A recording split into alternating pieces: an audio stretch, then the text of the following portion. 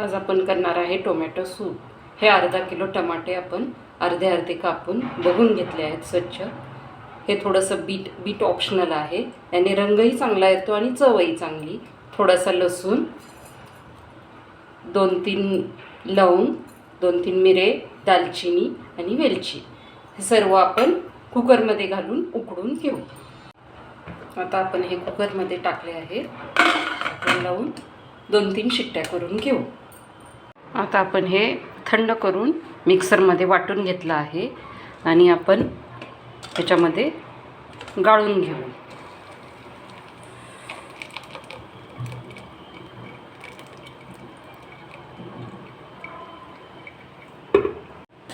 असं आपण पूर्णपणे गाळून घेतलं आहे। आता हे आपण गॅसवर गरम व्हायला ठेवलं आहे। आपण याच्यामध्ये कॉर्नफ्लॉवर, कुठले प्रिझर्वेटिव्ह काही टाकलेलं नाही। आता याच्यामध्ये थोडा गूळ किंवा साखर आणि चवीप्रमाणे मीठ,